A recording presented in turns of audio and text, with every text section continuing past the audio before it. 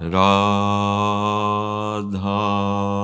वल्लभ श्री हरिवंश राधा वल्लभ श्री हरिवंश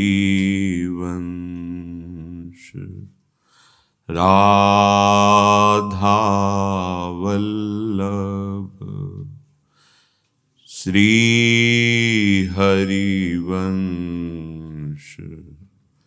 राधा वल्लभ श्री हरिवंश। वृंदावनेश्वरी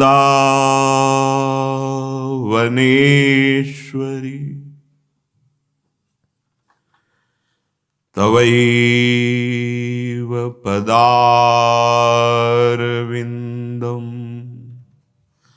प्रेमामृतैकमकरन्द रसौघपूर्णम्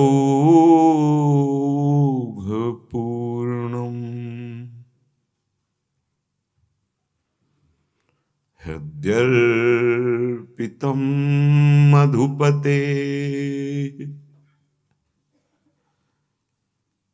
स्मर्तापमुग्रं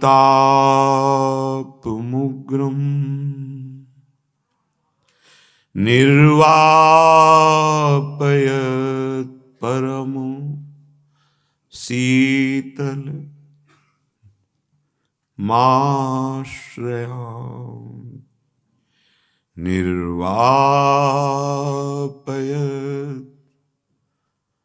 परमशीतलमाश्रयामि।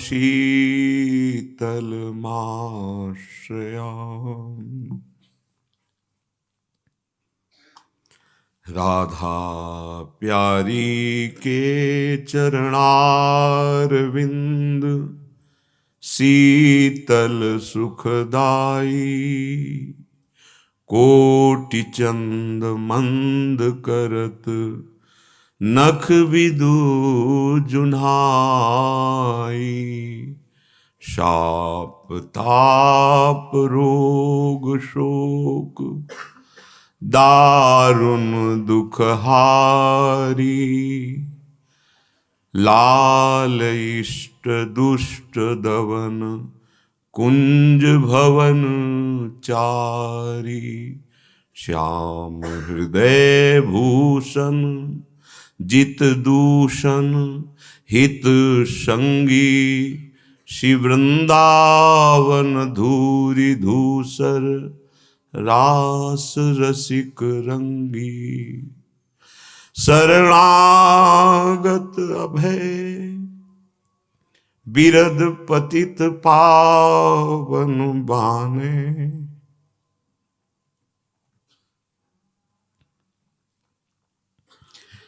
व्यास से अति अधम आतुर को न समाने शरणागत अभय विरद पतित पावन बाने व्यास से अति अधम आतुर को न समाने श्री राधा प्यारी के चरणारविंद। राधा राधा राधा राधा राधा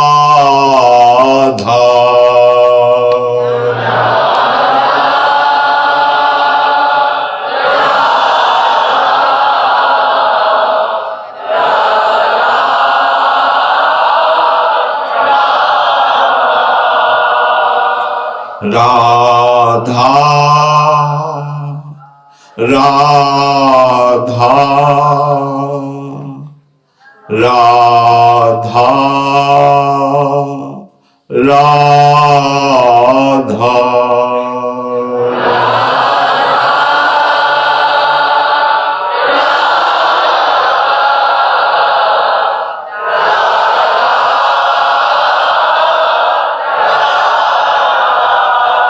राधा राधा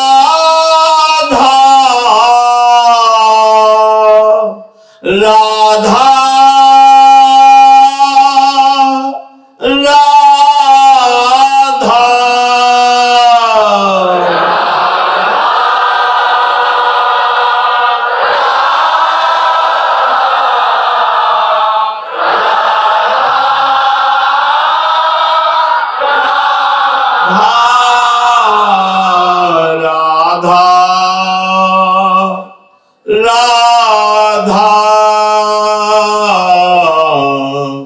राधा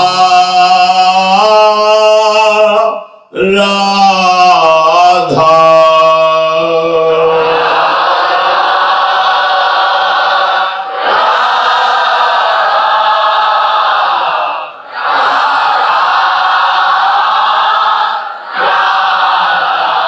श्री राधा वल्लभ लाल की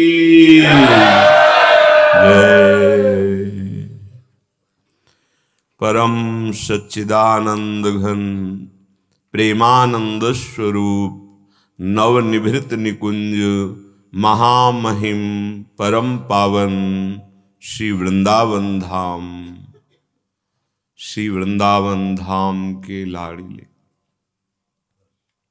प्राणाराध्य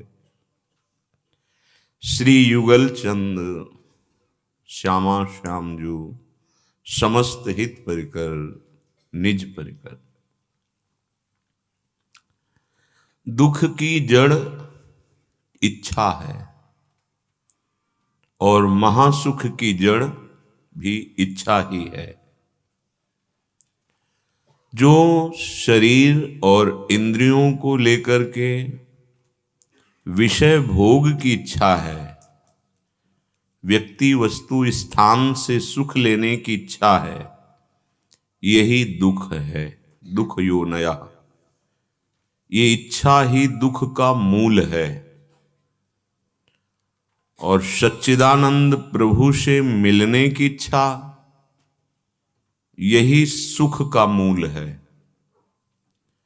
यदि हमें सत्संग, भजन, भगवत चर्चा, श्रवण, कथन, भगवत सेवा सबको सुख देने की इच्छा, तो ये साधन अभ्यास भगवत प्राप्ति की इच्छा प्रकट कर देता है। प्रभु से मिलने की छटपटाहट हृदय में होने लगती है। ये महासुख है, ये नित्य सुख है, यह परिवर्तनशील सुख नहीं है, सच्चिदानंदमय है, त्रिकाल सत्य सुख है। पर इसकी इच्छा बड़े महाभाग्यशाली हृदय में प्रकट होती है। जिनको भगवत प्राप्ति की इच्छा का सौभाग्य प्राप्त हुआ, अब उनको कोई भी द्वंद्व या कोई भी ममता या कोई भी प्रलोभन परास्त नहीं कर सकता। जब तक भगवत प्राप्ति की इच्छा नहीं जागृत होती, तब तक खिलवाड़ होता रहता है, साधन में भी खिलवाड़ होता रहता है। साधन तो भगवत मार्ग का क्रिया रूप में दिखाई देता है। आंतरिक सुख भरा चिंतन विषयों की तरफ होता है कि ये विषय भोगूं तो सुख मिल जाए, ये शरीर संबंधी हमारे पास रहे तो सुख मिल जाए, धन वैभव आदि आदि आदि। विचार पूर्वक देखो, जो प्रभु से विमुख इच्छा है वो आज तक क्या सुख पहुंचा पाई? क्या आपको विश्राम मिला? क्या आप हाथ उठाकर कह सकते हैं कि अब कछुनाथ न चाहिए मोरे? नहीं। सुख की इच्छा से विचरण करते हुए बहिर्मुख होकर मन, बुद्धि, इंद्रियां ये हमें दुख ही प्रदान किए हैं। इच्छा से इच्छा को काट दो। जैसे शास्त्र में वर्णन है, आशा ही परमम दुखम नैरास्यम परमम सुखम। भोगों की, व्यक्ति वस्तु स्थान की आशा ही परम दुख प्रदान करती है। इसलिए इनसे नैराश्य, निराश हो जाना ही सुख का मार्ग है।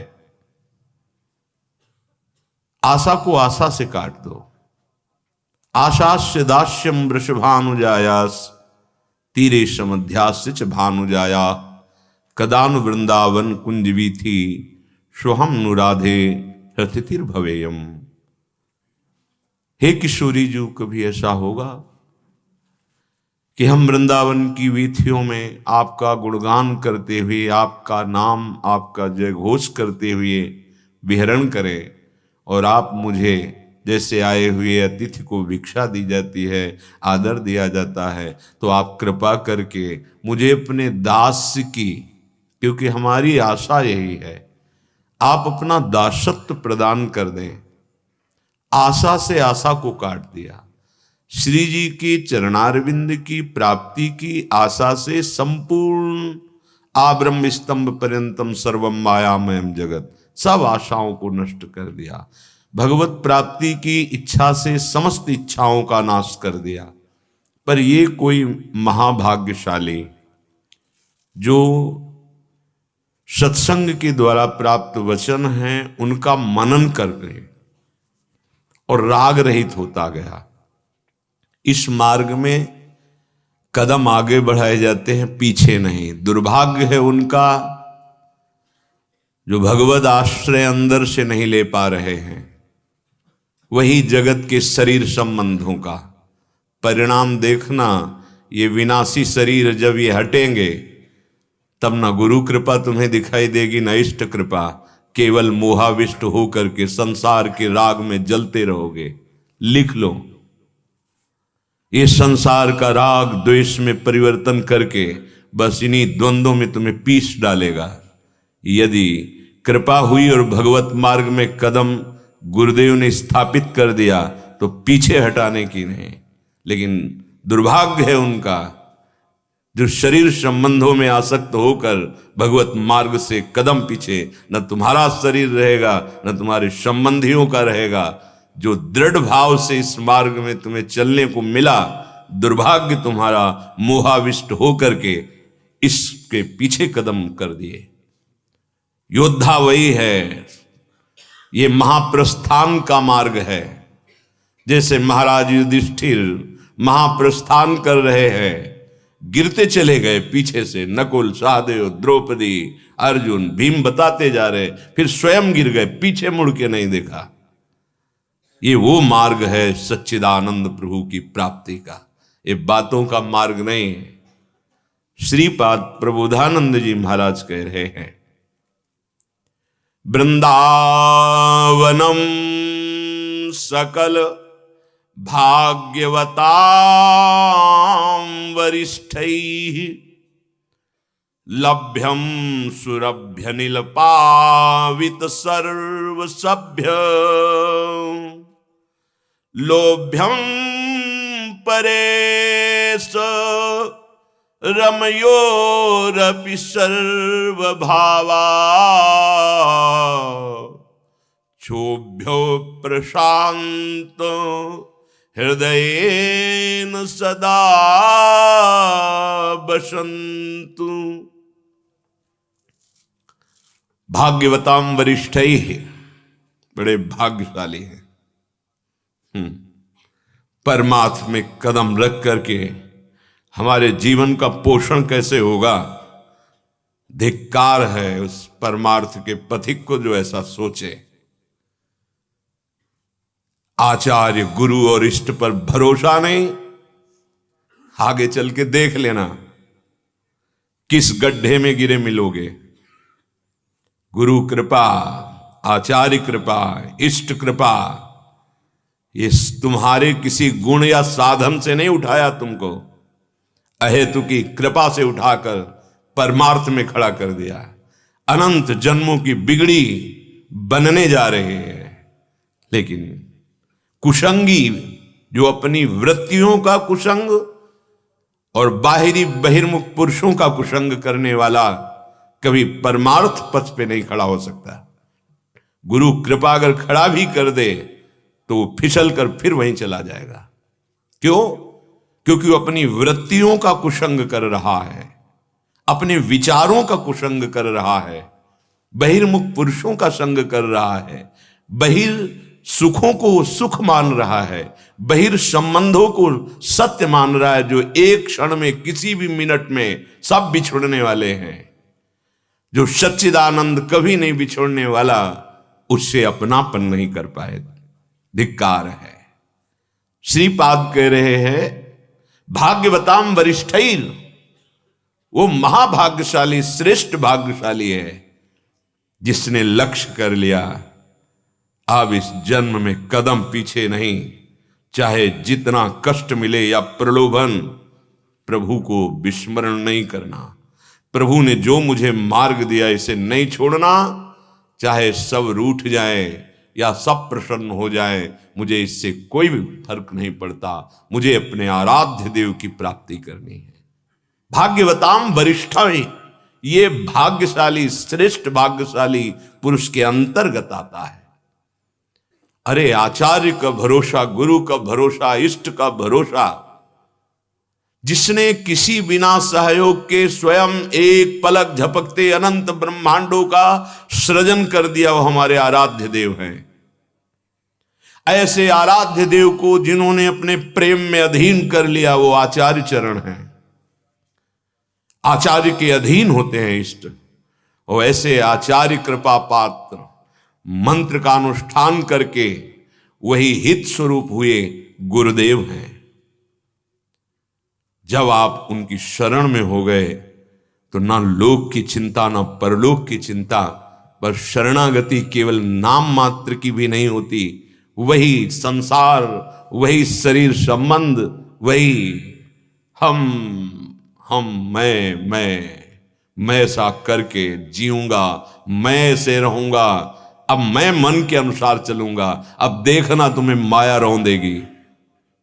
लक्ष्मण रेखा पार कर गए तो उमा क्षमा श्राप होते भारी, इसे खिलवाड़ मत समझना, सोच समझ के कदम रखा जाता है। और ये वो मार्ग है जहां कदम रख दे पीछे ना हटे, चाहे गर्दन उतर जाए। नारायण अति कठिन है हरि मिलन की बाट, या में पग पीछे धरे प्रथम शीश दे काट।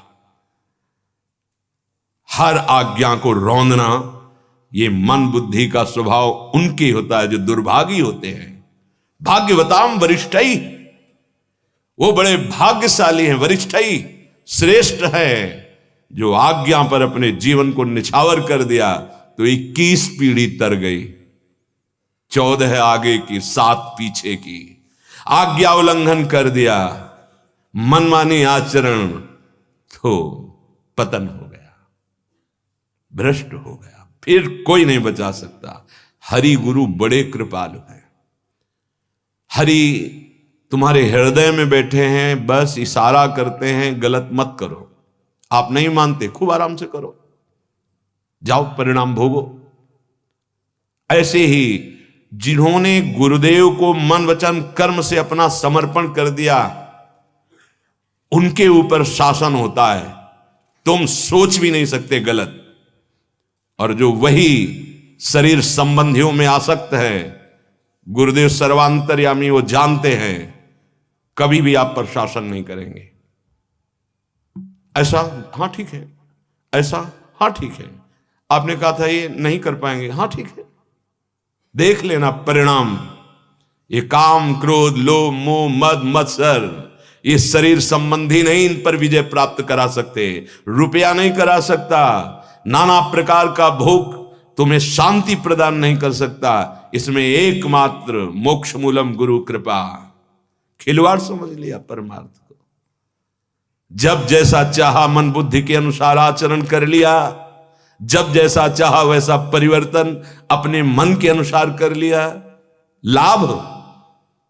लाभ किसे कहते हैं अभी समझ में नहीं आया। लाभ उसे कहते हैं अब जो ही कहें करें हम सोई, आय सुलिए चले निज दासी, मन क्रम वचन त्रिशुद्ध सकल मत, हम श्री हित हरिवंश उपासी। इसका परिणाम क्या होगा? सुख संपत्ति दंपति पाई है।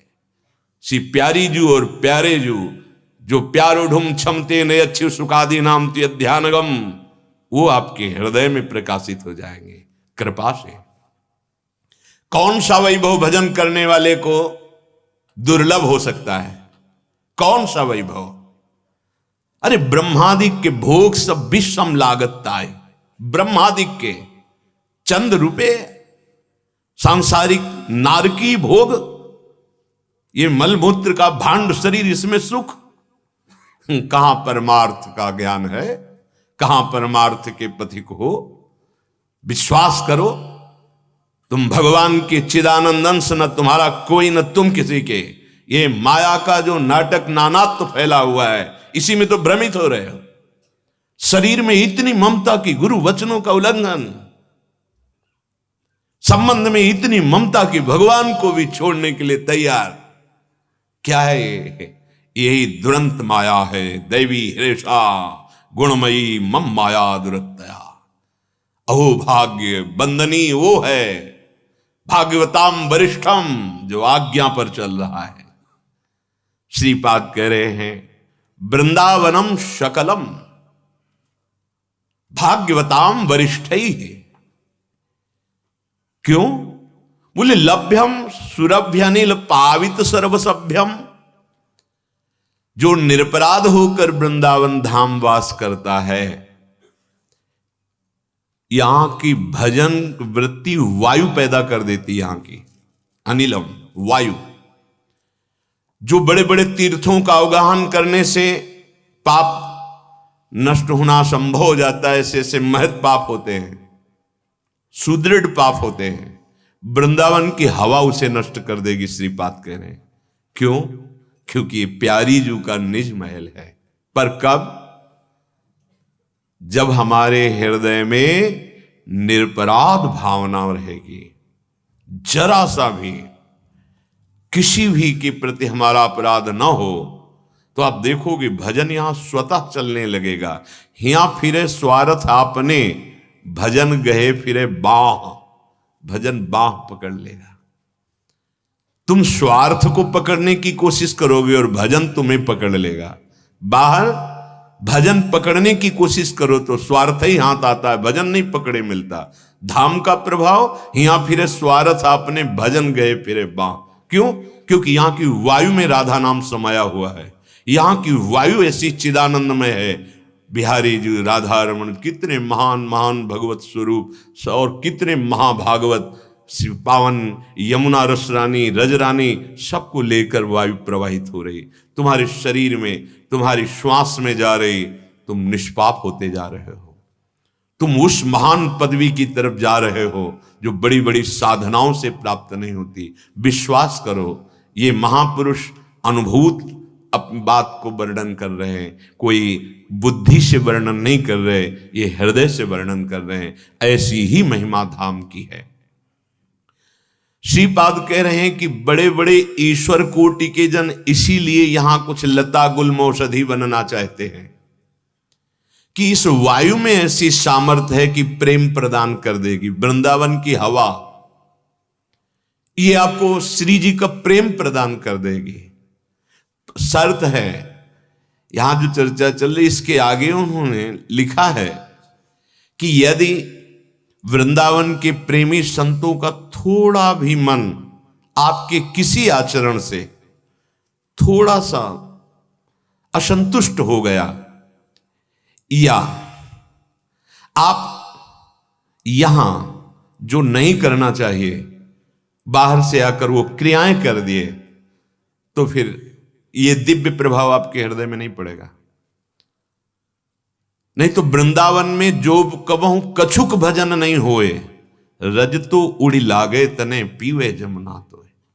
ना मान लो यमुना जल का पान किए तो यमुना जल का स्पर्श करके, रज का स्पर्श करके जो वायु प्रवाहित होकर तुम्हारे शरीर में लग रही, ये भगवत प्राप्ति करा देगी। पर निरपराध तभी रह सकते हैं जब लक्ष्य श्यामा श्याम होंगे।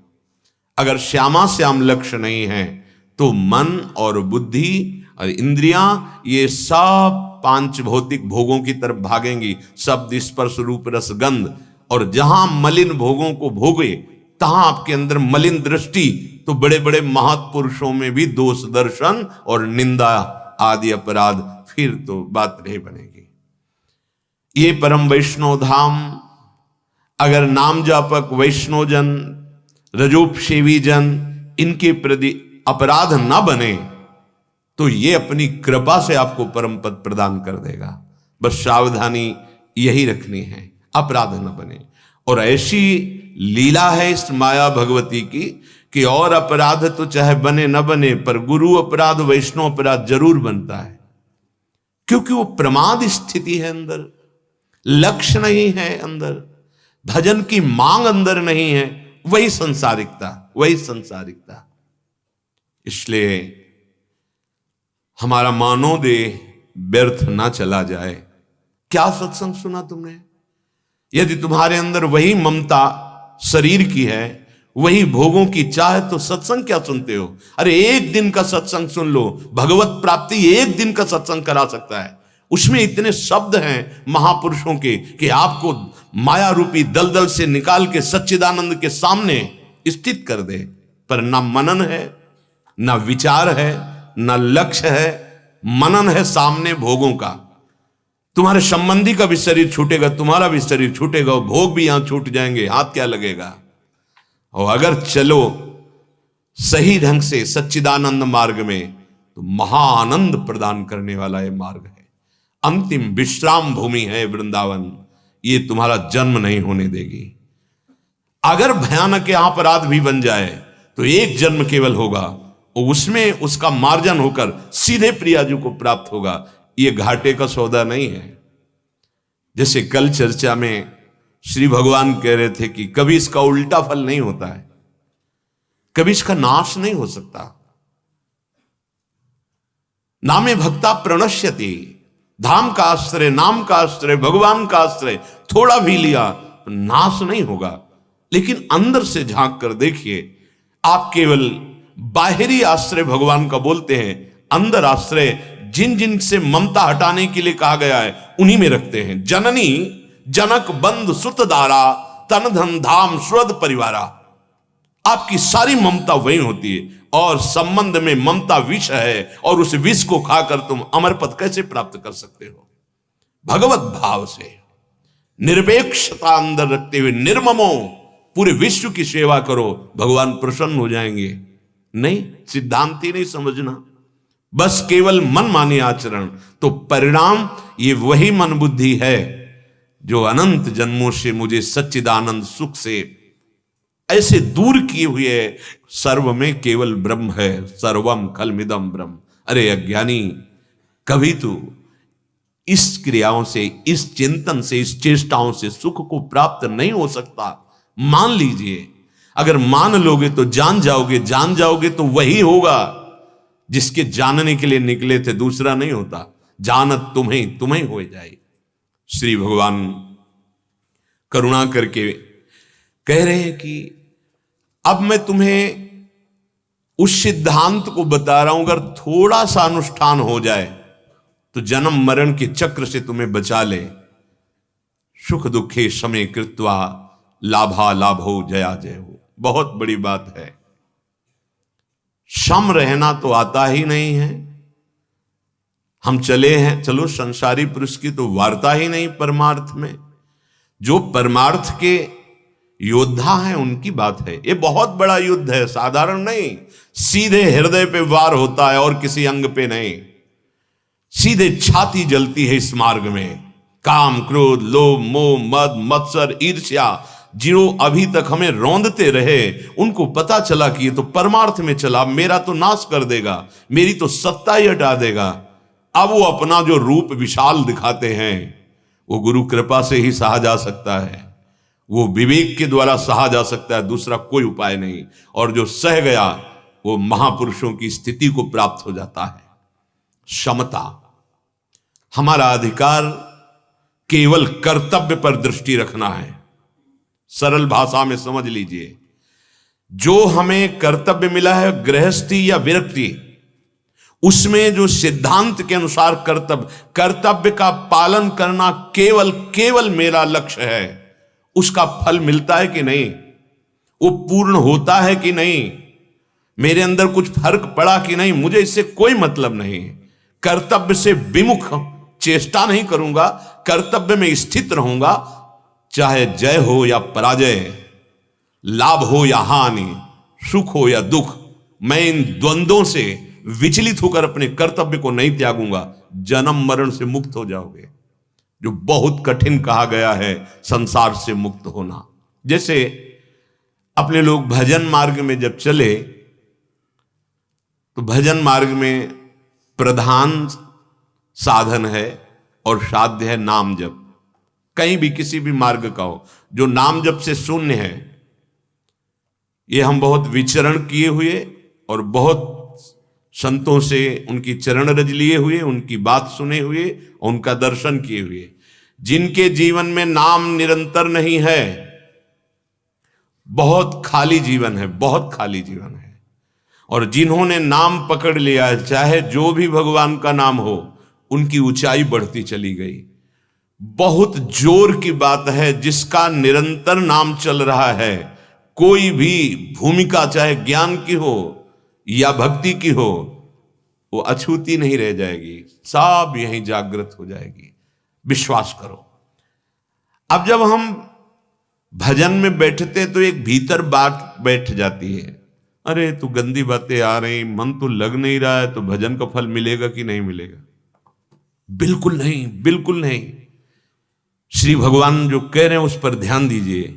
हमारा मन लगे ना लगे, हमें उसका फल शांति मिले ना मिले, हमें कोई परिवर्तन दिखाई दे या ना दिखाई दे, पर नाम सत्य है और गुरुदेव ने आज्ञा करी है कि जपना तो मेरा एक कर्तव्य है। आप परिणाम की तरफ मैं नहीं देखता, अपने कर्तव्य को नहीं छोड़ने वाला, पक्का वही परम पद में आरूढ़ हो जाए। महापुरुषों की वचन है। मन लगे या ना लगे, तुम्हें नाम दिया गया है जपने के लिए, तुम्हारा अंदर से भाव नहीं होना चाहिए कि अब तो बड़ी प्रतिकूलता आ रही है या अनुकूलता आ रही है। अनुकूलता प्रतिकूलता को देखोगे तो कर्तव्य कर्म का निर्वाह नहीं कर पाओगे। तुम नाम जप निरंतर दृढ़ निष्ठा से जपना प्रारंभ करो। मन लगे न लगे, भागे भागने दो, विषय चिंतन हो रहा है, घबराओ मत, ये सब ठीक कर देगा। ना ठीक करेगा तो जो फल मिलना चाहिए भगवत प्राप्ति, वो हो जाएगी। तुम्हें चिंता नहीं करनी, अंदर तुम्हें जलन महसूस नहीं करना।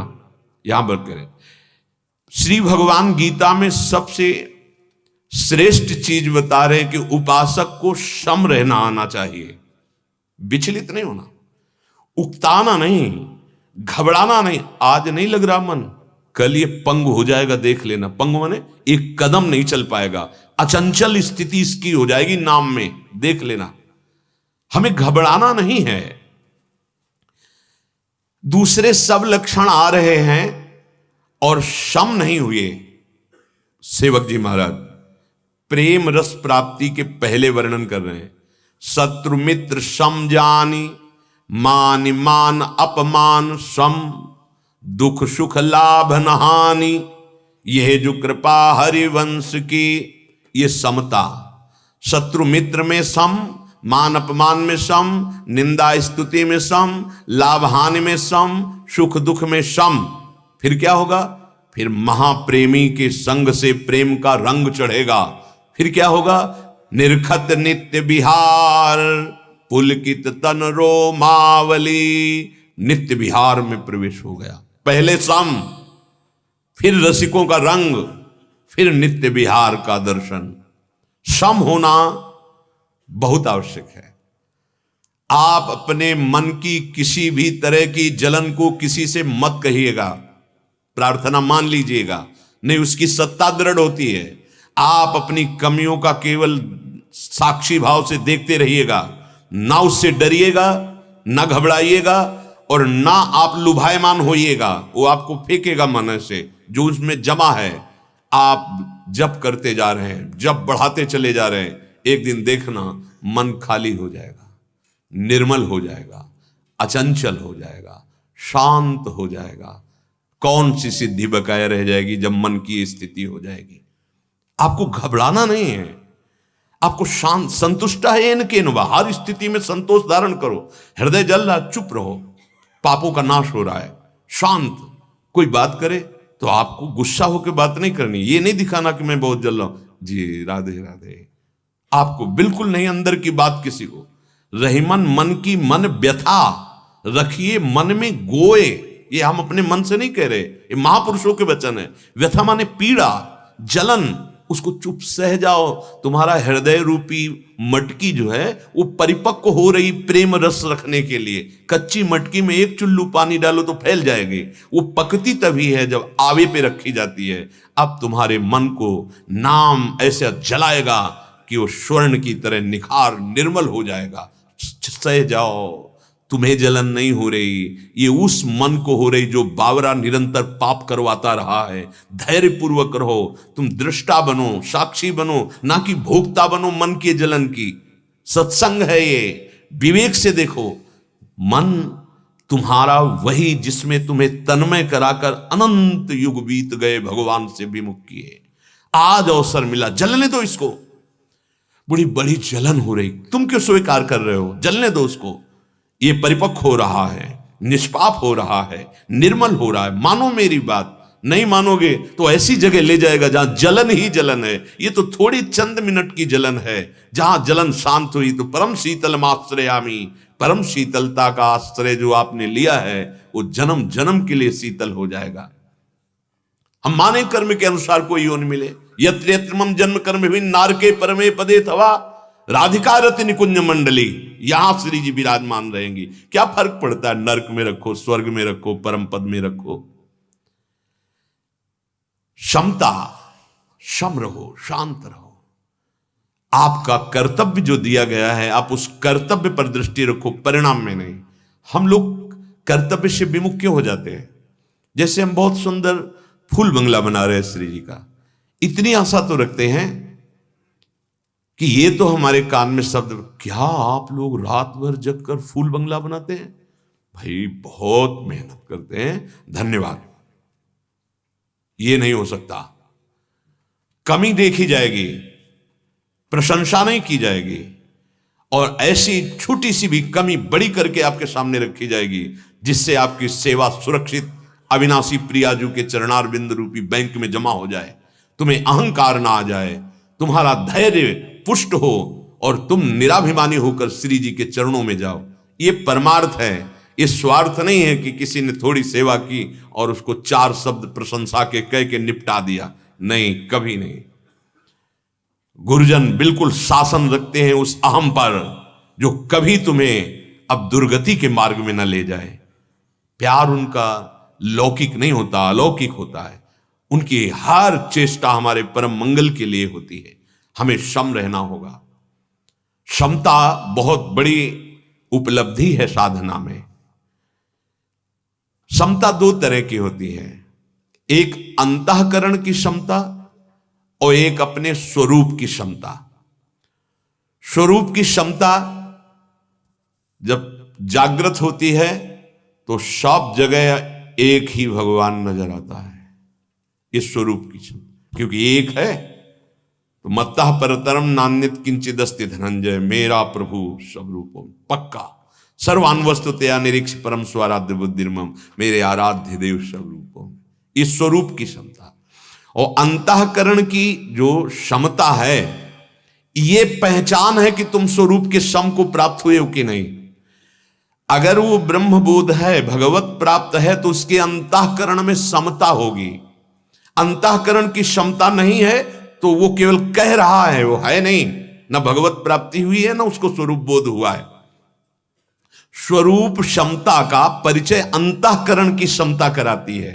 अंतःकरण की क्षमता सिद्धि असिद्धि में सम, प्रशंसा निंदा में सम, कार्य की सफलता असफलता में सम, कार्य की पूर्णता अपूर्णता में सम। आप परिक्रमा दे रहे हैं, आधे में पहुंच गए, आदेश हुआ तुरंत आ जाओ, एक बार भी नहीं सोचना कि थोड़ा तो ही रह गया था, प्रदक्षिणा पूरी कर लेते। नहीं नहीं नहीं, जो आदेश तत्काल कदम पीछे, वापस हो गया हमारा काम। कार्य की पूर्णता अपूर्णता ये सम, लेकिन जो फलाभिलाषी है वो ऐसा नहीं कर सकता। वो कहेगा कुछ भी वो बोल दीजिएगा ना, अब थोड़ी रह गई है, उसको पूरी करके आएंगे। फलाभिलाषी यहां कह रहे हैं भगवत प्राप्त या स्वरूप बोध प्राप्त महापुरुष जो है, उसकी अंतःकरण में समता, यही पहचान होती कि स्वरूप बोध है। जो स्वरूप बोध करना चाहता है उसे अंतःकरण की समता को स्वीकार करना पड़ेगा। क्या? सिद्धि असिद्धि में सम। बहुत यही है अवधूत परमहंस स्थिति, पहुंचना है यही।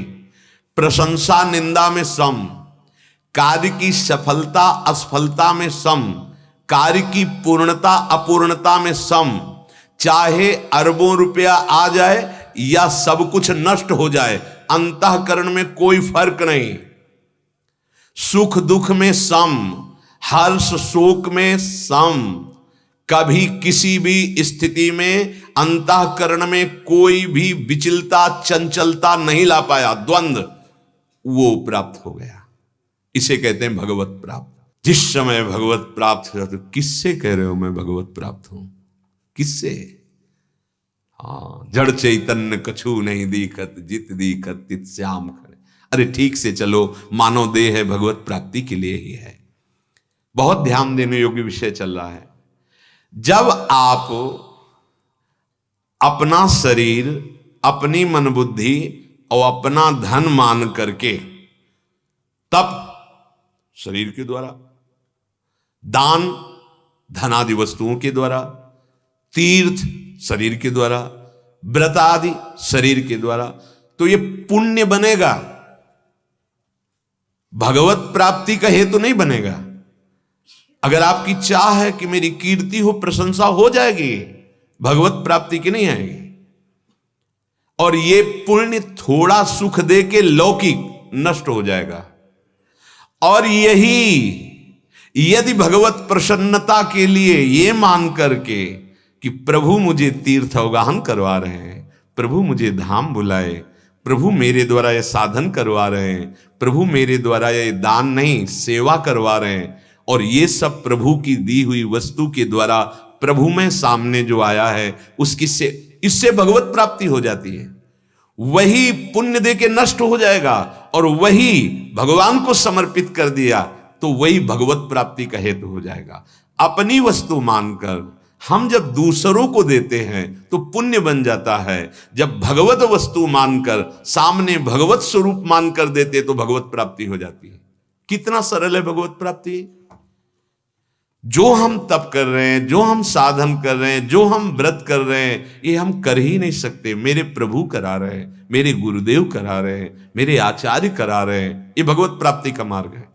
मैं ऐसा कर लूंगा, मैंने ऐसा किया, वो आपका शुभ कर्म बनेगा, भगवत प्राप्ति नहीं। क्योंकि भगवत प्राप्ति शुभ अशुभ दोनों को मिटा देने से होती है।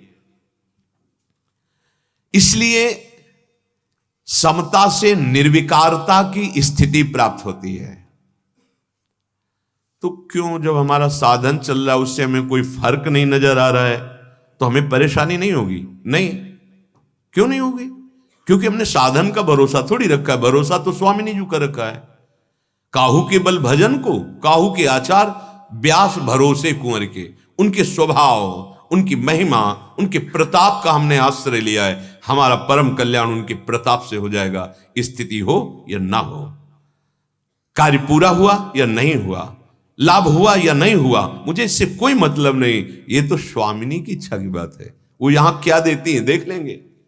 भक्ति में बिल्कुल सरल सहज समता आ जाती है। जो बड़ी ऊंची ऊंची साधना कर रहे हैं, बाहर से दिखाई देगा पर वो उतनी ऊंची नहीं है। और जिसके हृदय में समता आ गई है वो बहुत ऊंची स्थिति में ये बात है। क्षमता जथा लाभ संतोष सदा, काहू सो कछु न चाहूंगो। बड़ा विडंबना हो रही है अब साधना में। जहां साधना गुप्त करके करने की भी वृत्ति का विस्मरण, वहां हम साधना को बाहर प्रकाशित करते हैं। क्या चाहिए, किससे चाहिए?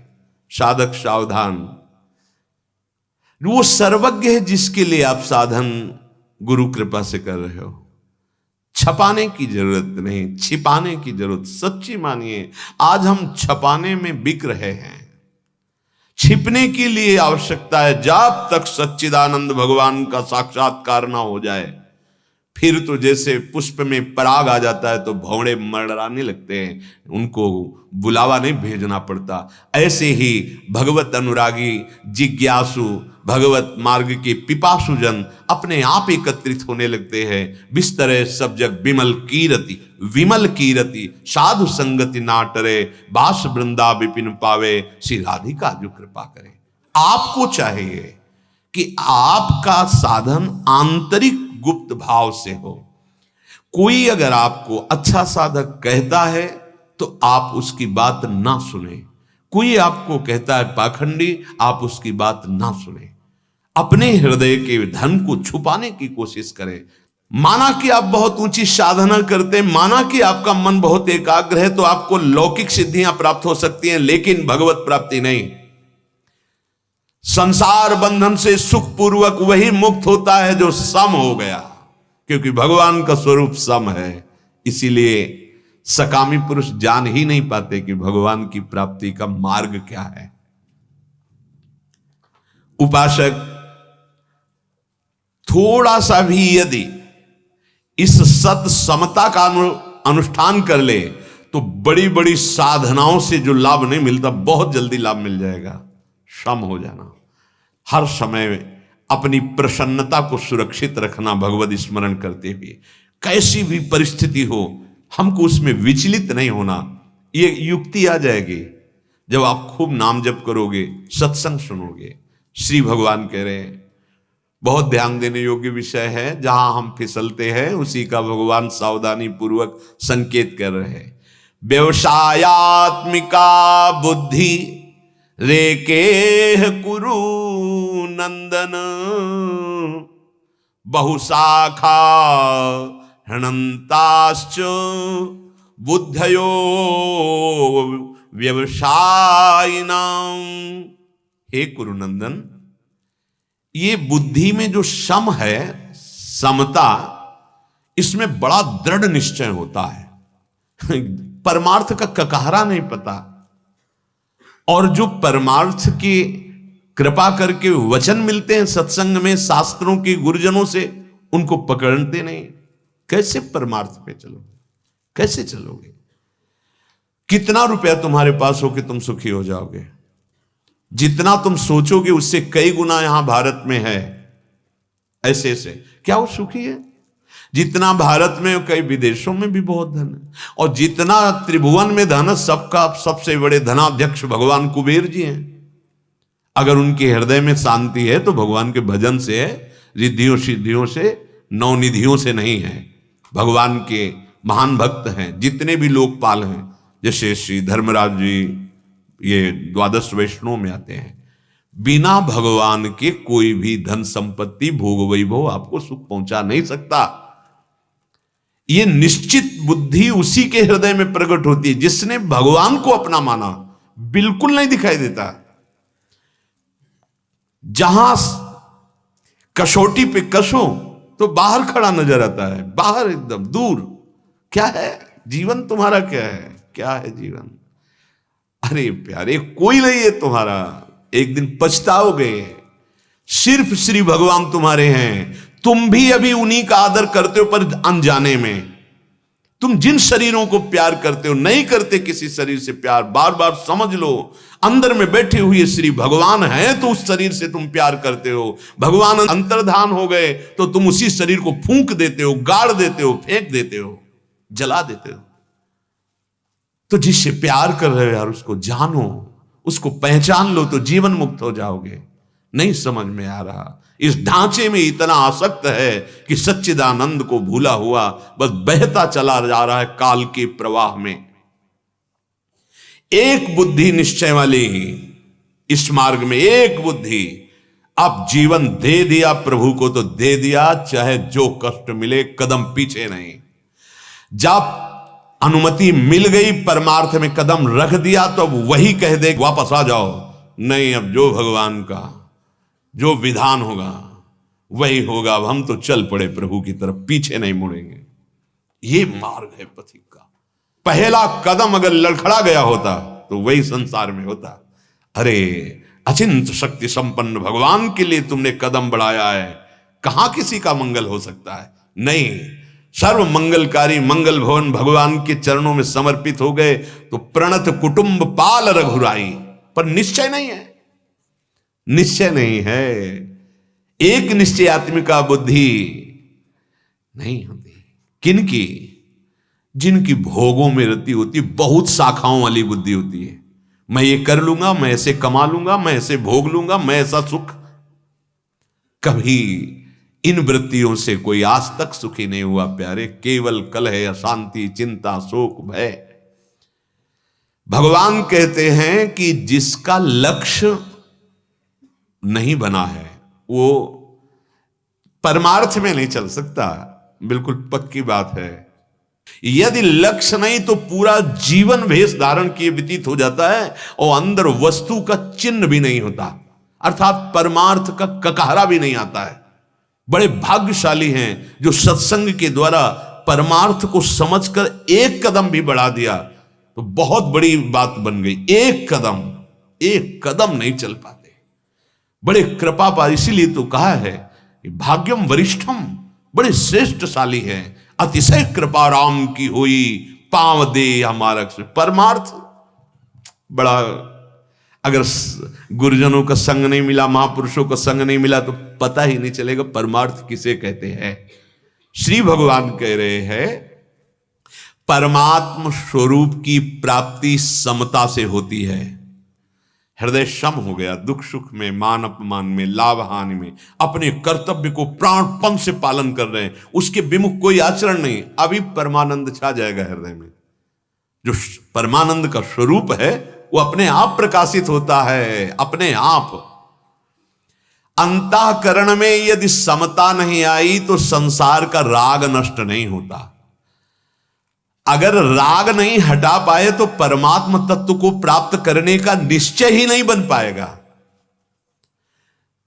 क्योंकि एक निश्चय करने वाला ही इस मार्ग में टिक सकता है, नहीं तो ऐसे झंझावात आते हैं कि भाग जाएगा। अपने लोग जानते हो पैर कैसे बढ़ाते हैं?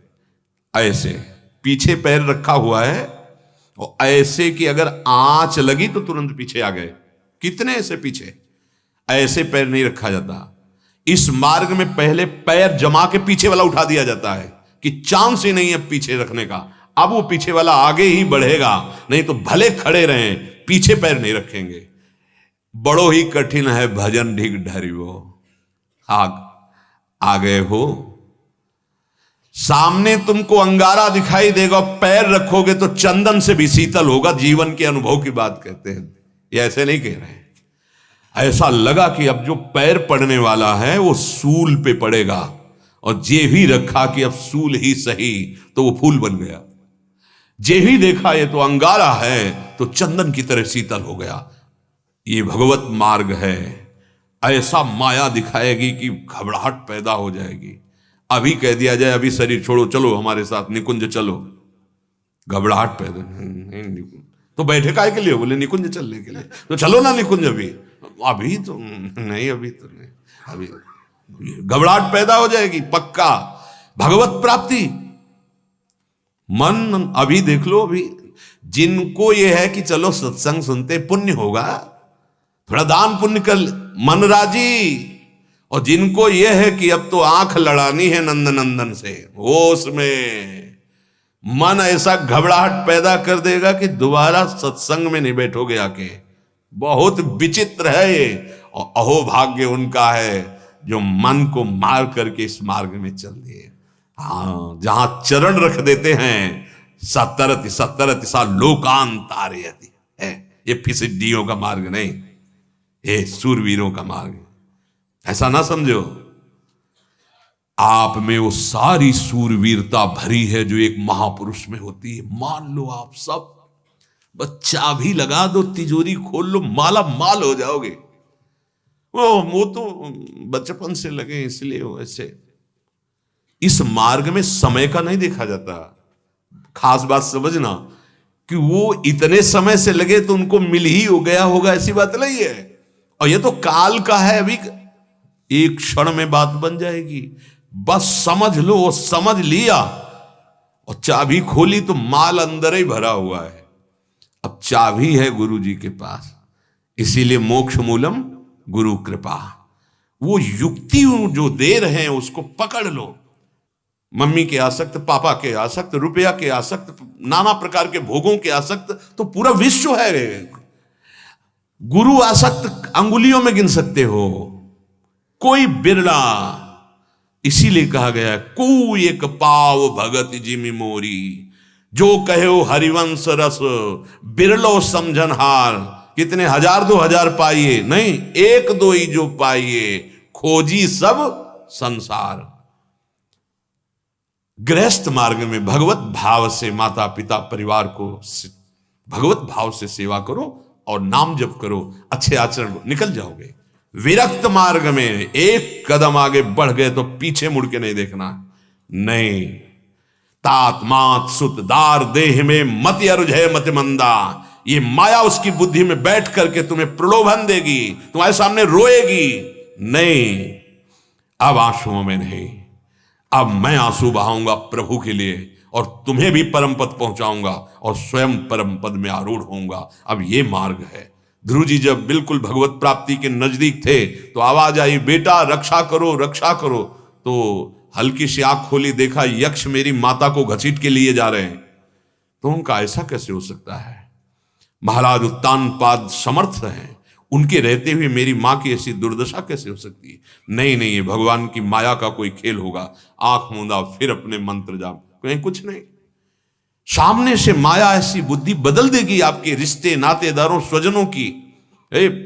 कुछ नहीं बिगड़ेगा, विश्वास मान लो, कुछ नहीं बिगड़ेगा। बस केवल जादूगरनी माया अपनी अपनी ऐसे अलग अलग अलग अलग फेंकती। अब देखते हैं कौन सी गोली काम करती है, अब कौन सी गोली काम करती है। और जो गुरु की युक्तियों से है, तो कहते हैं ना चेला पहलवान, गुरु मेहरबान तो चेला पहलवान का मतलब क्या? किसी और को पटक देना नहीं। काम क्रोध लोभ मोह, मोह ने मार दिया, मोह ने मार दिया उपासक को, चौपट कर दिया, जीवन की धारा खत्म कर दी। लक्ष्मण रेखा से पार हुए तो खत्म। अब तुम देखो, अब गुरु नहीं देखेगा, तुम देखो अपने जीवन को। और जब लक्ष्मण रेखा के अंदर तो सारा भार गुरुदेव लेते हैं। ई परलोक सकल सुख पावत मेरी सो भैया कृष्ण गुण संचु। यामिमाम पुष्पिताम वाचम प्रवदंत्य विपश्चिता वेदवाद रता पार्थ नान्य दस्तीति वादिनः कामात्माना स्वर्ग परा जन्म कर्म फल प्रदाम क्रिया विशेष बहुलाम भोगैश्वर्य गतिम प्रति। श्री भगवान बोल रहे हैं, ये जो बहुत कामना वाले होते हैं, इनकी तन्मयता कामनाओं में होती, भोगों में। ये वही काम करते हैं जिससे इनको सुख भोग मिले, और मिलता दुख है। कुछ भी करेंगे तो पहला विचार होगा इसका फल ये सुख होगा। सुख भोग जब लक्ष्य हो जाता है तो क्रिया शास्त्र सम्मत है कि नहीं, ये स्मरण नहीं रहता। ध्यान देना, जब कर्तव्य लक्ष्य में होता है तो सुख दुख की परवाह नहीं होती, और जब सुख लक्ष्य में होता है तब वो धर्म और कर्तव्य की परवाह नहीं करता, पापाचरण में उतर जाता है। भगवान कहते हैं ये जो ऐसे लोग होते हैं जिनकी बहुशाखा वाली बुद्धि होती है, ये भोगें ये भोगें, ये मिल जाए ये मिल जाए, ये एक निश्चय नहीं कर पाते कि मुझे भगवत प्राप्ति करनी है, नहीं कर पाते। इनके अंदर कामनाएं होती हैं। अगर कभी शास्त्र पढ़ा भी तो उनके दिमाग में वही सूत्र आते हैं, ऐसा करने से ये फल मिलेगा, ये फल अगर ऐसा कर दे तो स्वर्ग मिलेगा। यहां तुम्हारे होश खराब है, मृत्यु लोक में वही भोग तुम्हें चौपट किए हैं, और स्वर्ग में जब बहुतायत से मिलेगी तो तुम्हारी दुर्गति क्या होगी?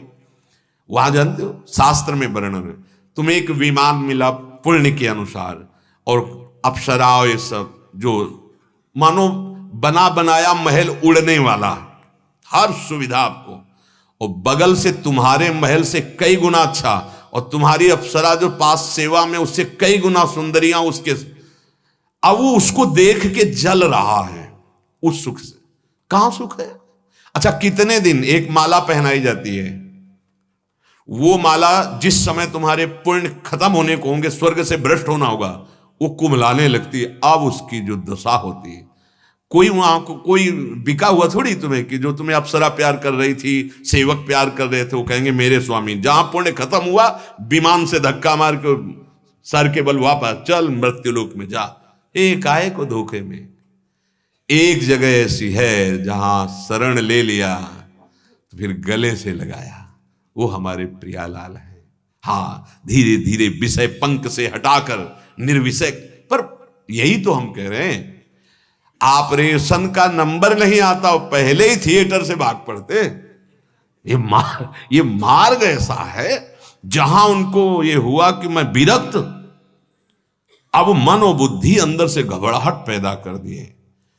अब वो ऑपरेशन का समय है, बट डॉक्टर ऑपरेशन करने जा रहा है, जन्म जन्म का फोड़ा हटा देगा। इसका फर्क पड़ता है। जैसे आप विरक्त हो तो ये हर समय आपको सावधान करता है, मैं कौन हूं, मेरा उद्देश्य क्या है। नहीं, मैं वैरागी हूं, मेरा उद्देश्य ये नहीं है, मेरा उद्देश्य भगवत। इसलिए आचार्यों ने परंपरा बनाई गई। गृहस्थ में मेरा उद्देश्य क्या है, भगवत प्राप्ति करना, पर इस प्रवृत्ति मार्ग से। श्री भगवान कहते हैं जिनकी कई तरह की बुद्धि होती है, बहुत बुद्धि लगाते हैं लोग, बहुत बुद्धि। अगर इस बुद्धि को समेटकर सच्चिदानंद मार्ग में लगा दे तो सही कहते सबको भगवत प्राप्ति हो जाए। इतनी बुद्धि है लोगों में, पर उस बुद्धि का दुरुपयोग किया जा रहा है। इतना समय है पर उस समय का दुरुपयोग किया जा रहा है। ऐसा नहीं कि 24 घंटे सब कार्य में लगे हैं। भजन के नाम से समय नहीं। 3 घंटा फिल्म देखने में 1 मिनट भी मन बाहर नहीं जाएगा, और 3 मिनट भजन करने में 300 बार भाग के चला जाएगा। स्थितियां देखो। और भजन से सच्चिदानंद सुख मिलेगा, उसमें पैसा भी लगाया है, समय भी नष्ट कर दिए, और उसमें सब झूठा है। ए झूठे देखने वाले, झूठा सुनने वाले, झूठे में सुख ढूंढ रहा है। सच्चिदानंद प्रभु की कथा होने लगे तो नींद आ जाएगी, और अपने मन की फिल्म लगी और 3 घंटे नींद आ जाए तो हमें बता देना। रात के 9 से 12 बैठे हो ऐसे खूब चक आंख खोल, और 9 से 12 भजन करो तो सिद्ध हो जाओगे। 9 से 12 रात में भजन करे, दिन भर मेहनत करे, फिर सो ले, और ऐसी दिनचर्या, तो वो गृहस्थ महात्मा है, उसकी चरण वंदना नहीं। मन को संभाला ही नहीं जा रहा। कह रहे ये केवल कामात्मान स्वर्गपरा जन्म कर्म फल प्रदाम क्रिया विशेष बहुलाम भोगेश्वर गतिम प्रति। ये सदैव ऐसा करो तो ये भोग मिल जाएगा। इस तिथि को यहां जल चढ़ा दो, यहां कड़ुआ तेल का, सरसों के तेल का दीपक जला दो, ऐसा कर लो, वैसे राधा कुछ नहीं करना पड़ेगा, सब कुछ इसी से हो गया। मानो मेरी बात, तस्मात् शास्त्रम प्रमाणम। ये कोई ऐसे नहीं कह रहे हैं। भगवान श्री कृष्ण चंद्रजू कहते हैं कि अगर मुझे कोई खरीदना चाहता है तो मुझे मेरा निश्चित किया हुआ मूल्य, भाई जी से हनुमान प्रसाद पोद्दार, राधा। हरिवंश महाप्रभु कह रहे हैं बड़ी बड़ी साधनाओं से जो फल की प्राप्ति नहीं होती, राधा नामयु कार्यम हेनुदिन मिलितम साधना की इस कोटि। यदि राधा राधा राधा राधा राधा, मत डरो। राधा नाम और राधा किशोरी का ऐसा स्वभाव है, सच्ची कह रहे हैं, ऐसा स्वभाव न कहीं सुना गया न देखा गया। नेक हूं न रिस्क हूं भूली हूं न, हजारों गलती करे फिर भी जय श्री राधे सामने खड़ा है तो श्री बहुत करुणा में।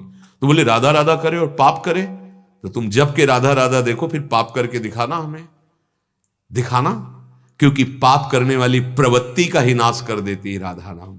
अगर अभी राधा नाम उस कोटि का नहीं जप पा रहे हो तो जलन पैदा कर देगी तुम्हारे हृदय में। ऐसी वृत्ति गलत सोचने के लिए जहां चलो तो आग पैदा हो जाएगी हृदय में। ये नाम तुम्हें बचा लेगा, नहीं तो ये बस जो जन्म कर्म के चक्र में फंसाता जाए, ऐसी ही हमारी कामनाएं होती चली जा रही हैं। भोग और ऐश्वर्य की प्राप्ति हो, बस ऐसी ही क्रियाएं। हम ये कर लेंगे, ये कर लेंगे, ये पुष्पित है, इसमें कोई फल नहीं लगता। यहां संसार के जितने भोग हैं इनमें कोई फल नहीं लगता। आप देखो, फल का मतलब है, जैसे श्री गोस्वामी जी ने कहा है, संयम नियम फूल, तो फल ज्ञाना और हरिपद रति रस वेद बखाना। तो जितने संसार की कामनाओं में फंसे हैं, अज्ञान ही अज्ञान। कोई ज्ञान रूपी फल नहीं मिलता, कोई सुख रूपी फल नहीं मिलता, कोई प्रेम नहीं है। देखो ना, सब रोते हैं। जो यहां प्रेम करते हैं, बाद में पश्चाताप करते हैं कि हमको कोई प्यार ही नहीं करता, क्योंकि कोई है ही नहीं तो प्यार क्या करे। और जो हैं हरि, उनसे तुम प्यार नहीं करना चाहते, इसलिए तुम असंतुष्ट हो। श्री भगवान कह रहे हैं, भोग ऐश्वर्य प्रशक्ता नाम तया प्रहृत चेतसाम व्यवसायात्मिका बुद्धि समाधौ न विधीयते। हे अर्जुन, ये जो दिखाऊ बातें कही जाती हैं, ऐसा कर लो ये हो जाएगा, ऐसा कर लो ये हो जाएगा, तुम ऐसा कर लो परम सुखी हो जाओगे, इनसे कुछ नहीं, आज तक कोई सुखी नहीं हुआ। देख लो, आप हमारी प्रार्थना मान लेना, आप ग्रहों से परेशान मत होइए, आप डरिए मत। ये भगवत पार्षद हैं, जैसे शनि है, राहु हैं, बृहस्पति हैं, शुक्र हैं, मंगल हैं, बुध हैं। ये जो ग्रह हैं, ये तभी पीड़ा पहुंचाते हैं जब आप भगवान से विमुख होते हैं। अगर भगवान के सन्मुख हो और ये सब विपरीत जगह बैठे हो, तो भी आपको सुख पहुंचाएंगे, पक्का ये बात समझ लो। जो पे कृष्ण चरण मन अर्पित, तो करिहें का नवग्रह रंग। ये भगवत पार्षद है। जब जीव भगवान से विमुख होता है, तब संपूर्ण जितनी भी दैवी शक्तियां हैं उसको कष्ट पहुंचाती है, अंतर और बाहर से।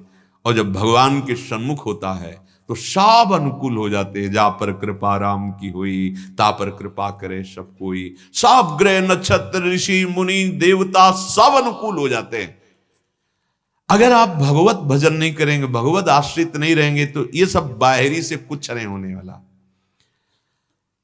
उस पुष्पित वाणी से, अर्थात भोगों की भोगने में सुख, अगर ये बना खाया जाए, अगर ये भोगा जाए, अगर ये मिल जाए, जिनका हृदय अंतःकरण अपहृत कर लिया गया है, अर्थात खींच लिया गया है, जो भोगों में और ऐश्वर्य में आसक्त हैं, ऐसे मनुष्यों की बुद्धि परमात्मा प्राप्ति का निश्चय नहीं कर सकती।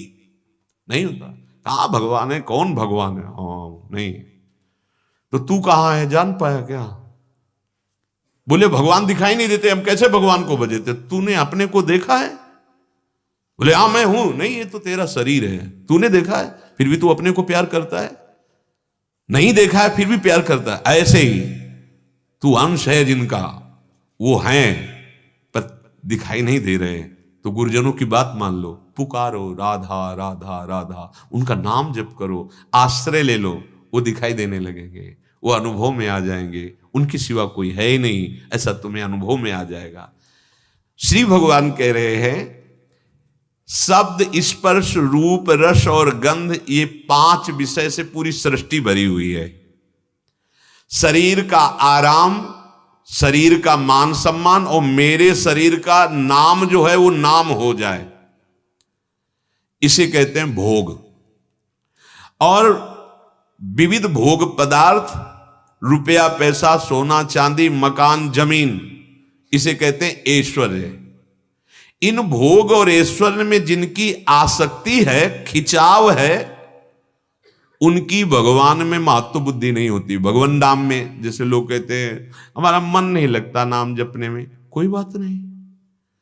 आग को मन से छुओ तो भी जल जाओगे, बेमन छुआ दे कोई तो भी जल जाओगे। भूल से छू जाए तो, श्रद्धा से छू लो तो जलोगे जलोगे, क्योंकि उसमें दाहिका शक्ति है। ऐसे नाम में सर्व सुख प्रदान करने वाली और पाप नाशक शक्ति है। आप श्रद्धा से जपो, बढ़िया है। नहीं श्रद्धा है फिर भी जपो, तो भी आपको वही फल मिलेगा, वही जो श्रद्धा से जपने पे मिलेगा। और अगर किसी के कहने से जपने लगो, या कोई नाम जप रहा है, जो उच्चारण कर रहा है, आप सुन लिए हैं, आपका मंगल ही होगा। ये जब भोग और ऐश्वर्य में हमारी बुद्धि खिंच जाती है, तो फिर भजन अच्छा नहीं लगता। भगवान वर्णन कर रहे हैं, ये भोग और ऐश्वर्य राक्षसी बुद्धि पैदा कर देती है।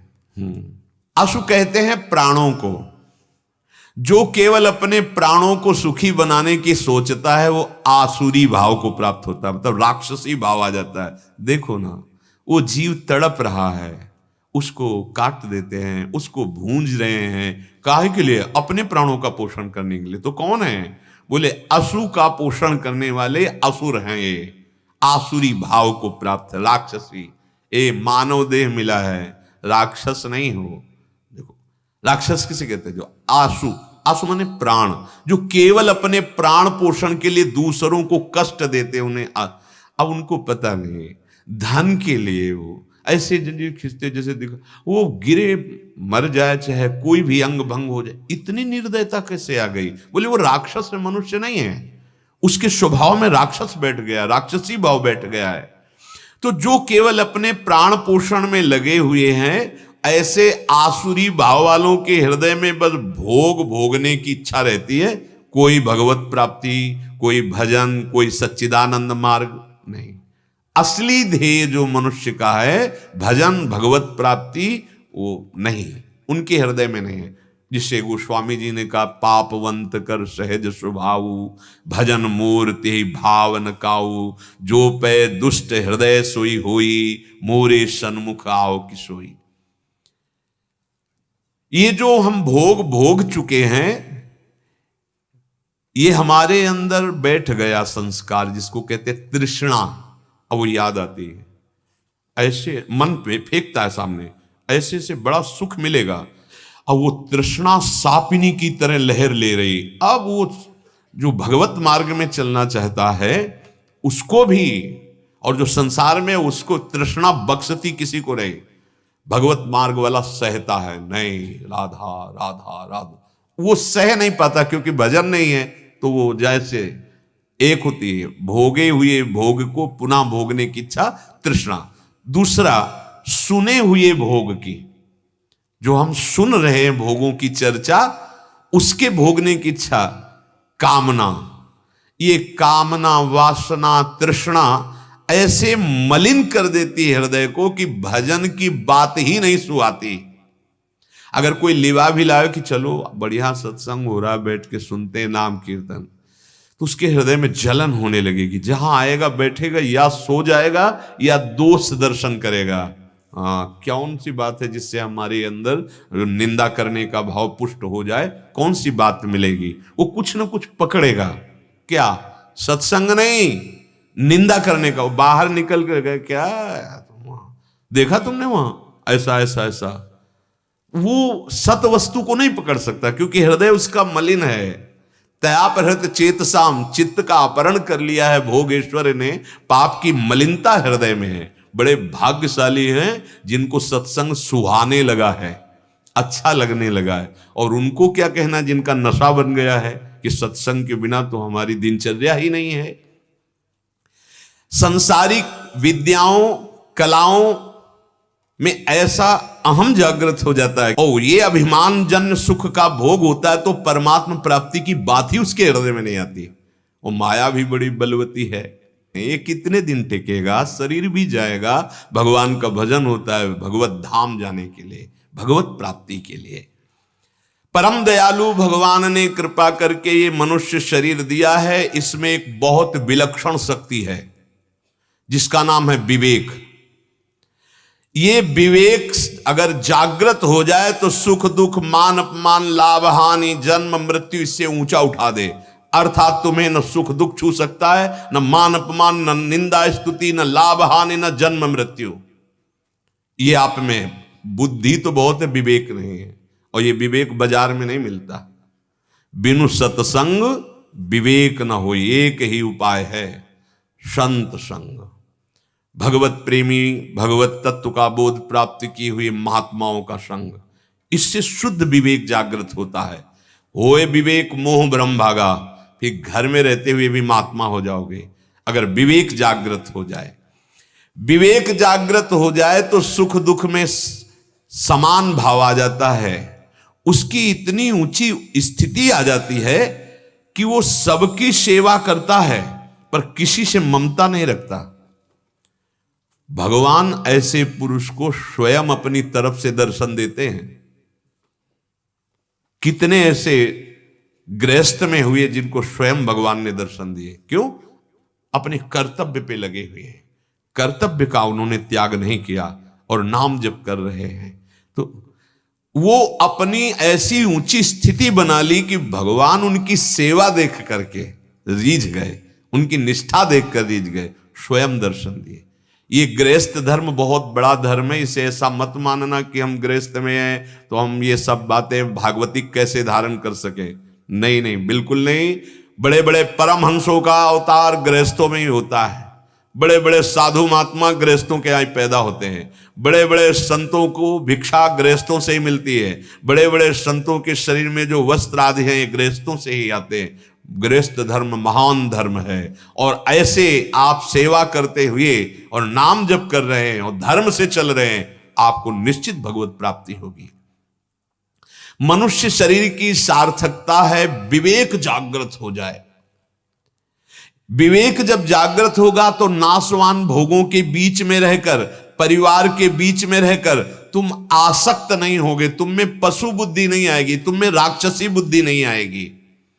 पशु पक्षी केवल भोग में ही लगे रहते हैं, उनके अंदर कोई विवेक नहीं है कि मुझे भजन करना है या वो कोई नया कर्म कर सके। नहीं, फिर अगर इतना ही आप में हो रहा है तो मनुष्य जन्म की सार्थकता क्या रहे? वही भोग, वही नाना प्रकार के प्रपंच में, तो फिर क्या हुआ? विवेक जागृत नहीं हुआ, भजन नहीं हुआ, तो मनुष्य जीवन की सार्थकता क्या? पशु पक्षी भोग योनि है, उनके लिए कोई कर्तव्य नहीं है। वो प्रारब्धानुसार वैसे ही घटना उनके जीवन में घटती चली जाती है। अच्छा भोग मिला या उनको दंड मिल गया या वो किसी को मार रहे हैं, उनके द्वारा कोई नया कर्म नहीं हो रहा, वो प्रारब्ध से प्रेरित हैं। पर मनुष्य जन्म केवल अपना उद्धार करने के लिए मिला है, अपने कर्तव्य का पालन करने के लिए मिला है। केवल भोग भोगने के लिए नहीं मिला है। धर्मयुक्त भोग स्वीकार करके अपने कर्तव्य का पालन करते हुए अपने को भगवत प्राप्ति करनी है। मनुष्य के सामने जो अनुकूल प्रतिकूल परिस्थिति आती है वो उसे उठाने के लिए आती है, फंसाने के लिए नहीं। लेकिन ऐसी विवेक बुद्धि ना होने के कारण अनुकूलता का वो भोग करके सुखी होने लगता है और प्रतिकूलता का भोग करके दुखी होने लगता है। वो सुख दुख में पशुवत आचरणों में फंस जाता है। जैसे पशु सुख दुख भोग रहे वैसे ही वो भोगने लगता है। भोग और संग्रह, अगर ये दो बातें तुम्हारे अंदर हैं, जो प्रिय लगा उसे भोगा और जिसे भोगा वो सदैव हमारे पास रहे, तो भगवत साक्षात्कार की चाह भी नहीं प्रकट हो सकती है। परमात्मा प्राप्ति की बात तो बहुत दूर रही, चाह ही नहीं हो सकती है। बहुत सुंदर। क्या? भोग के भोगने में सुख, और जो सुख देने वाले भोग हैं तुम्हारी बुद्धि को, उनको संग्रह करना, ये दो वृत्ति चाहे जहां हो तो चाह नहीं पैदा होती। भोगेश्वर प्रसक्ता नाम तया प्रहृत चेतसाम व्यवसायत्मिका बुद्धि समाधो न विधीयते। एक निश्चय वाली बुद्धि ऐसे भोगी पुरुषों में होती ही नहीं है। आज कुछ और, कल कुछ और, परसों कुछ और। जहां प्रभु की तरफ चलने की थोड़ी रुचि हुई तो देखना गंदे भोगों से पूर्ण अरुचि हो जाएगी आपको, देख लेना। जहां प्रभु की धर्मयुक्त भोगों की बात नहीं कर रहा, जो अधर्माचर ये बंद हो जाएंगे। जैसे लोग कहते हैं कि आप कहते हैं नाम सब पाप नाश कर देता है, धाम और सब पाप नष्ट हो जाएंगे भगवान की शरण में सब, तो इससे पाप को बढ़ावा नहीं दिया जा रहा। जैसे तुम अज्ञान में हो, रोग से तो ग्रसित है ही, तो सब रोगों के निवारण के लिए औषधियां भी बनाई गई हैं। तो समस्त पापों के नाश के लिए भगवान का नाम गरज रहा है। नाम संकीर्तनम यस्य सर्व पाप प्रणाशनम। तो फिर सर्व पाप करता रहे और नाम कीर्तन करता रहे। कभी जप के देखो, दीर्घ काल तक जप के देखो, फिर सोचो पाप की वृत्ति ही नहीं रह जाएगी। प्यारे, पाप की वृत्ति होती है अहंकार में, संसार के भोगों के भोगने में, संसार में सुख है ऐसा चिंतन करने में। जब नाम जप चलेगा तो सारे चिंतनों को काट देगा, एकमात्र भगवान का चिंतन रह जाएगा। चलो तो धीरे धीरे ये निष्पाप कर देता है। जो बहुत बड़े हिंसक थे, बहुत बड़े व्यभिचारी थे, चोर थे, ऐसे जनों को जब संत समागम मिला और वो नाम जप किए तो बड़े ऊंची कोटि के महापुरुष बन गए। अगर पाप नाशक नाम में शक्ति ना होती वो महापुरुष कैसे बन जाते? उनका स्वभाव व्यभिचार, हिंसा, चोरी का था और नाम में लगे तो बनी रहती भला वो चोरी, हिंसा, पाप? नहीं, वो सब त्याग कर ब्रह्म ऋषि हो गए, बड़े बड़े महापुरुष बन गए। ये आंतरिक विषय नाम की महिमा को कलंकित मत करो अपनी वाणी से। नाम बड़ा अमोघ है, तुम्हारे हृदय का परिवर्तन कर देगा। हृदय का परिवर्तन हुआ कि आप भगवान के थे, भगवान के हैं, भगवान के रहेंगे, आप भगवत स्वरूप है, ऐसा अनुभव हो जाएगा। पर ये ऐसा भोग और ईश्वर में आसक्त जनों के अंदर नहीं होता, क्योंकि वो सत्संग स्वीकार ही नहीं करते। वो वही बात सुनना चाहते हैं कि ये कर लो तो तुम्हें ये फल प्राप्त हो जाएगा, तुम्हारी फैक्ट्री चल जाएगी, तुम्हें रुपया मिल जाएगा, तुम मुकदमा जीत जाओगे, तुम्हारी कामनाओं की पूर्ति हो जाएगी।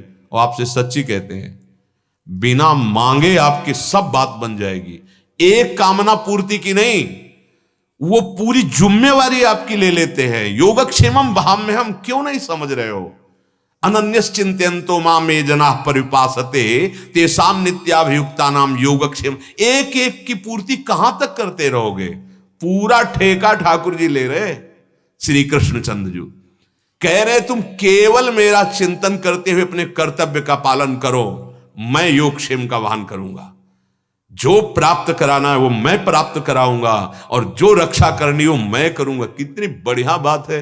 सर्वज्ञ, सर्वशक्तिमान, सर्वत्र विराजमान परमात्मा, अखिल कोटि ब्रह्मांडों का स्वामी हमारा भार लेने को तैयार है। पर हम ऐसे अभिमानी हैं नहीं, हम अपना भार खुद खोपड़े पे लेकर और दुर्गति करते हैं। इसलिए हम सावधान होकर जो भोग धर्मयुक्त हैं उनको भगवत प्रसाद समझकर अपने कर्तव्य के पालन में पूर्ण निष्ठा युक्त और नाम जप करो।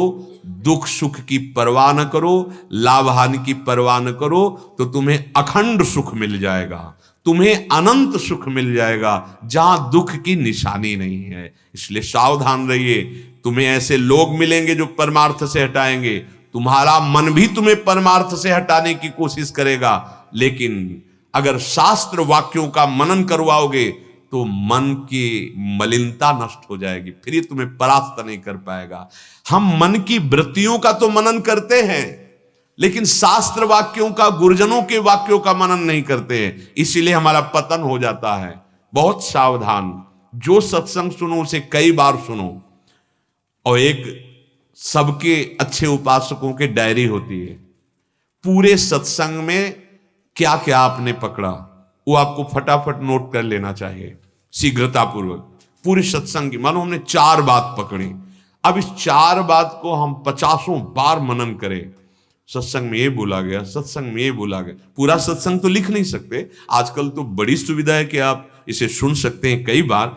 आप सच्ची मानो आपके मन का ये मार्जन हो रहा है। जैसे पात्र गंदा हो, मांजा जाता है, धोया जाता है, तो सत्संग आपके मन को निर्मल करेगा। हम लोग क्या करते हैं, जैसे हम पूछते हैं कि सत्संग में आज क्या हुआ, क्या पकड़ा आपने, कोई उत्तर नहीं मिल पाता।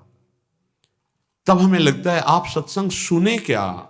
मतलब सत्संग एक एक बात हमारे दिमाग में बैठनी चाहिए। क्यों नहीं बैठी? क्योंकि मार्ग तो नहीं सत्संग का।